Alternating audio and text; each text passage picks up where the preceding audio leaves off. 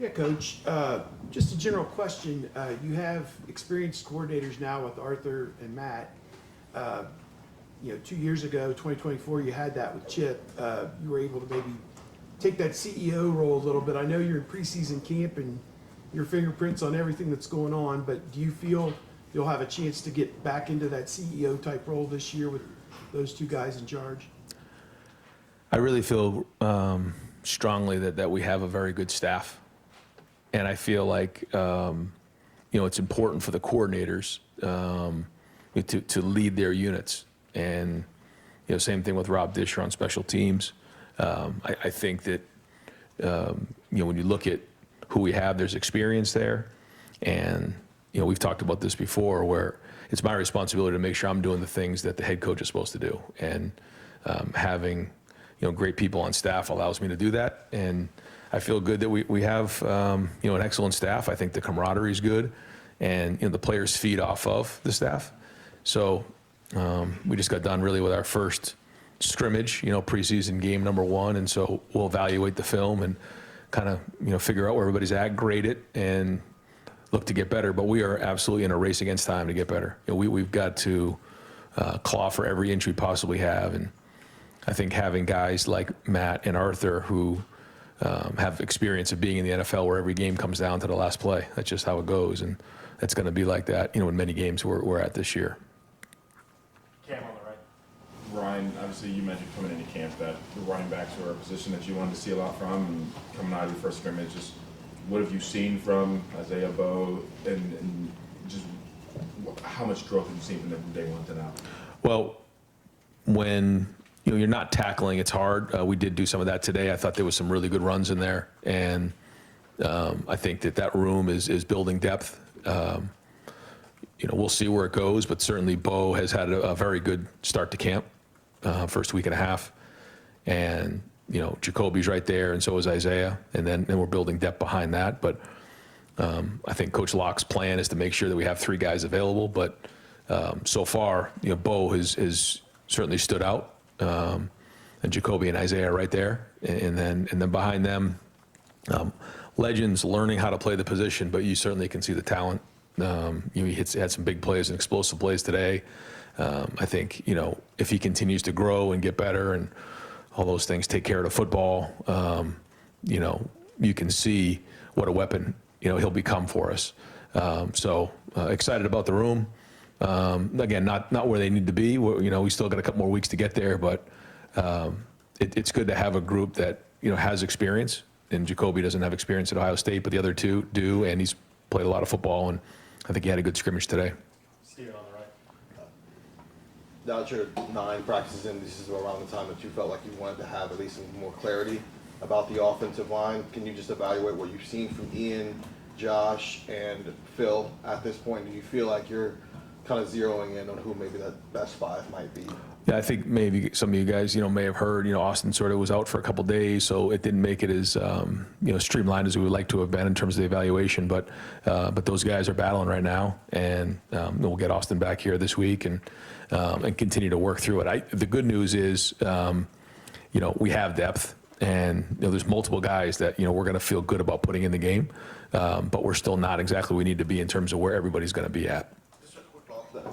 How much of, I asked Tyler this in the spring, just how much of trying to figure out the offensive line is what's best for Austin Saraveld in terms of maximizing him versus maybe the other 3 pieces you're trying to evaluate as well? I think we have to do what's best for Ohio State, and then we go from there. Now, it's our job to put him in a position to be successful, but when you're looking at that, you take a lot of things into consideration. Take into consideration the run game, obviously the passing game, experience, how that move affects the other 4 guys on the line, the communication. I will say this, I think they're playing with a lot of confidence right now. They just came off that field feeling really good just about where they're at, the work that they're putting in, the communicating at a high level. And so, that part is good. And who ultimately and where in the first game, are going to be the 5 guys and where they're going to be, I think we still have to sort through that this week. But I think we all go to bed at night knowing that we're going to have enough. It's just how it all shakes. Doug in the center. Ryan, in Chicago, you mentioned that Chris Henry Jr. sort of had that physical, transformation that you talked about. What have you thought of what you've seen from Chris in this preseason camp? Been very encouraged. I thought he came in, took significant strides in the, in the summer, and then came in with a different approach even than the spring. I thought he did a nice job in the spring, but when you go through 15 practices, the winter program, you're coming off of your senior year, you're supposed to be going to the prom, there's a lot going on there. And then to go through the summer, it's like now he's not a freshman anymore, and he doesn't look that way. He's made a lot of plays. He's learning the offense well. He's buying into special teams. He's playing physical. I'm excited to see where this goes for him. Spencer on the right. Okay, it seems like this linebacker room a little bit like 24, where Peyton's like Cody, where he's played a lot, but now he's going to have to be a leader. What do you think of the linebacker room right now? Peyton and Riley and TJ coming along, and Christian there. Like, just your evaluation of the linebacker room so far. Well, I'm actually going to start with TJ and Riley, because I think both of those guys are putting in a lot of good work. Steve Stove in there, and again, they're doing a good job on special teams, which is only going to lead to them playing on the field. They're showing up, watch the film, and see how they did in the live work today.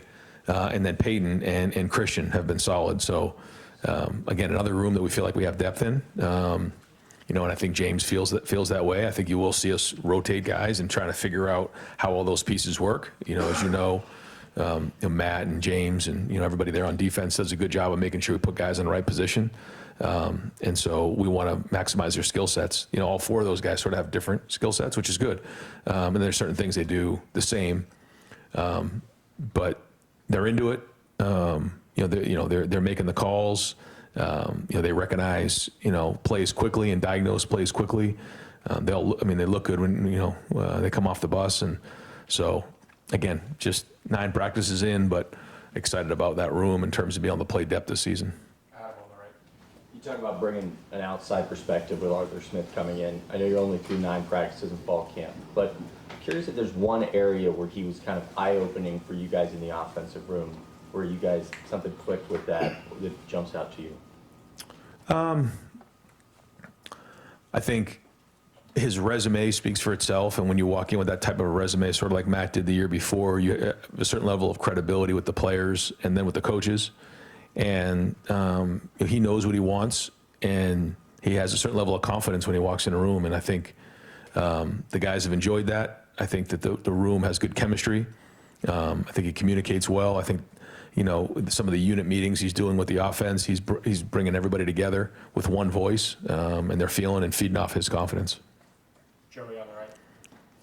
How does Julian's experience show up when you're putting in new stuff with the new offensive coordinator in Arthur? Well, he's had a good offseason in terms of really found his voice. He's very much more assertive even at this time last year, and that combined with his knowledge for what we're doing on offense. He and Billy spent a lot of time together, but so does Julian and Arthur, and so they are having a lot of fun together. I think and the fact that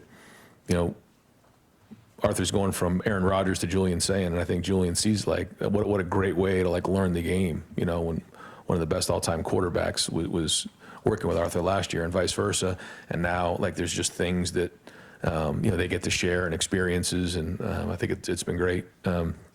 But to me, it's more about how that offensive line and those receivers and those tight ends and running backs are going to play for him at the end of the day. He's the leader, and he's going to be the one that's going to have to make the play when the money's down in these big matchup games in the fourth quarter. And a big part of it, big part of being a quarterback is, those guys have to want to make the play or get that first down because of the quarterback.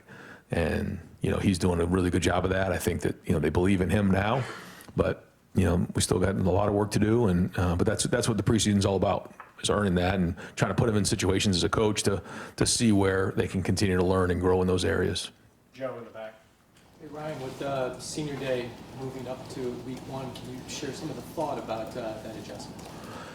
Yeah, it first came to me from our administration as an idea, and we talked about it, had long conversations about it. The traditions at Ohio State here are significant and very, very strong, and something that we all respect. And what we don't want to do is, do anything that's going to disrupt any of those traditions. But when we look at all the things that go on that weekend, the way things have changed, there's some things that we thought about. And I think the first thing was if we want to keep that game, the much of that game, the focus on the game. And the more distractions we have, there's already enough distractions during that week. And so this was just one more thing that we felt like we could move. Then when we started to look at just, the way that college football is now, recognizing seniors, someone like Brandon Ennis is maybe a little different than Earl Little. And so we thought about maybe moving it up a week. And then we said, well, why don't we just recognize all the seniors at the beginning of the year, let them know how much we appreciate everything they've done. And then kind of, move on with the season and sort of a different way to look at it. And so what we did is we brought it to the seniors to see what their take on it was, because we didn't want to do it without, their support. And I wasn't sure what to expect. They all were just nodding quickly and said, yeah, I think that's a great idea. So we went with it, and we think it's going to allow us opportunity to really, kind of recognize them early in the season and then focus on the games. Bill Landis in the center. Ryan, what has Bo been doing specifically that makes you think he's had kind of a standout game so far? Well, I think the first thing is, his reads and the way he's hitting the hole has really shown up. But I think he's doing a much better job at the second level. And we've talked about it before. You're running over him or you're running around and making a miss, and you're seeing that. It's showing up on film. It did not show up on film last year. We all know it. He knows he's been challenged. Coach Locke has been challenged, and so. Based on the habits he's creating, I think we're going to see that this year. Now, again, it's just practice, so it doesn't matter until he puts it in a game.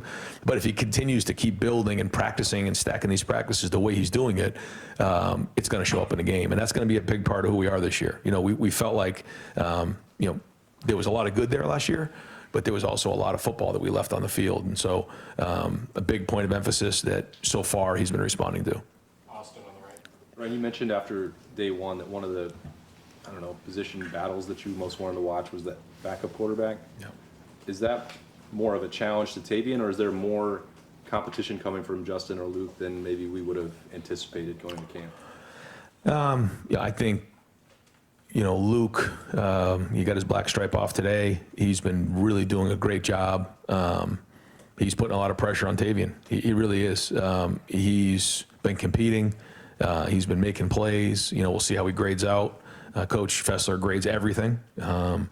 So, that's been exciting to see him, come in with a certain work ethic, run the offense, at a pretty high level. So we'll kind of see how the rest of the camp plays out, but good to see him kind of step in and push Tavian. Dan on the left. Ryan, the kicking position, obviously a big emphasis for you guys this year. Just what have you seen from Connor, Marcelo, and where do you feel like you're at with that right now? Yep. Connor has done a good job. He made a couple nice kicks for us today in some pressure spots that we want to challenge him with, and we'll continue to do that throughout camp. I think the consistency with the snap and the hold and the kick has been good, but now we just got to go put him in these situations in practice where there's a lot of pressure and see how he responds.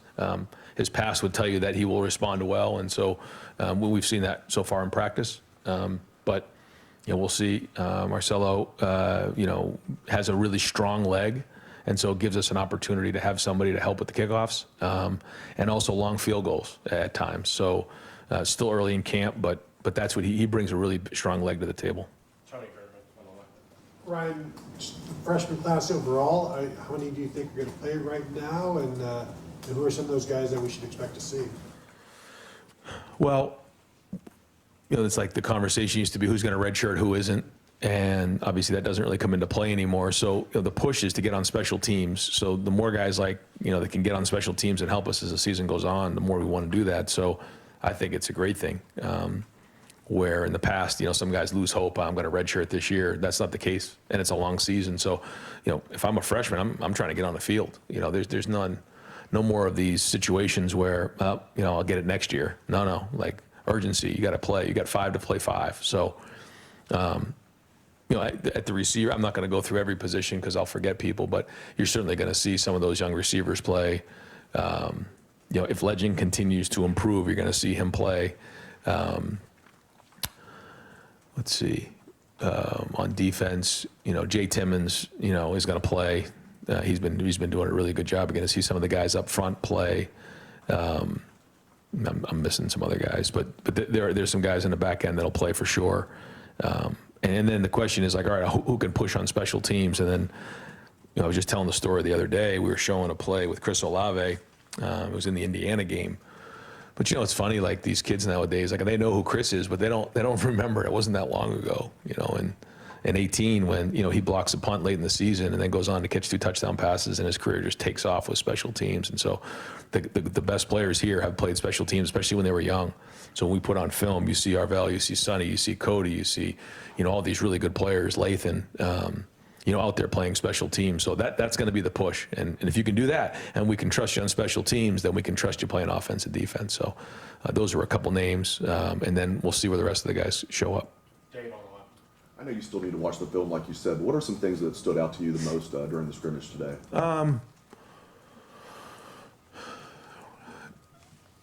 Again, have to watch it a little bit and see exactly what it was. But it started raining out there, and I thought the offense responded well to that. It didn't really skip a beat. Had a couple nice sustained drives in there where usually that first scrimmage is sort of a disaster on offense. I think having some more experienced guys out there, we're a little bit further along than typically we would be.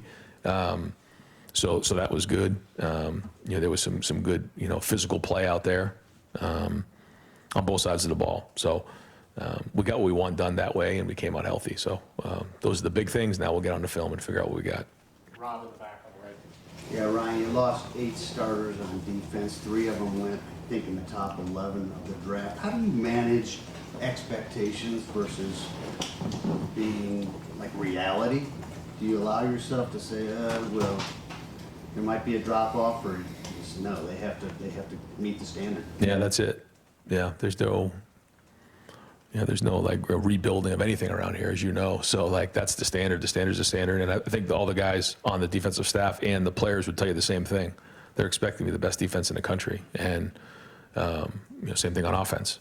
But that being said, it's a different group of guys, and it's one thing to play in that role where you're coming in and playing 15 to 20 snaps. Another thing to carry all the water and carry the burden of making the plays and the number of plays that it's going to require throughout the season. So I think guys are learning and playing into those roles, but the potential is there. And honestly, the experience is there, just not all together here at Ohio State. There's some guys who have played football. We'll see, but it is like literally, I say it all the time, a race against time to get better. And, the coaches understand that.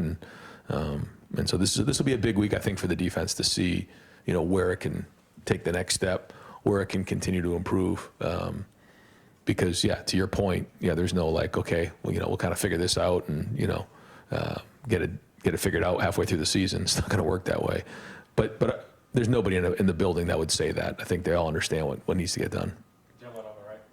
Ryan, what are your thoughts on the tight end position through camp thus far, and how that depth shaking out, and the guys that you feel like they're really pushing to solidify their places? Yeah, Depth, like you said. I think it's been a little bit of a mixed bag. You heard me say like some good, some bad. And when you're playing that position and you're in camp, it is a death march. I mean, you're banging in there like an offensive lineman. You're running routes like a receiver. You're protecting, like you're doing a lot of stuff. And there's a lot thrown at the tight ends.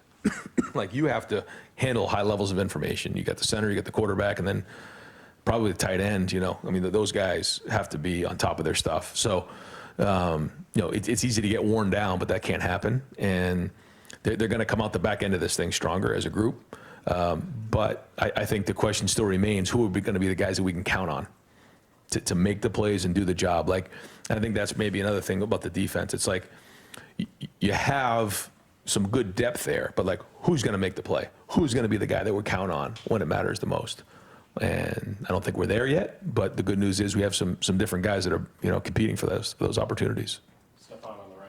Going back to the O-line you were talking about earlier with Austin missing a few practices, has that, I think back to 2024 when you guys had a lot of guys miss the spring or miss the preseason practices, like has that allowed some opportunity for Josh, Ian, Phil to maybe get some more reps and kind of try to solidify themselves as starters? Yeah, it's not like it was that year with an illness where it was like just wild every day, but it has allowed more opportunity for guys to get reps and move guys around and see guys play multiple positions. So that's always good. And then they have to step up.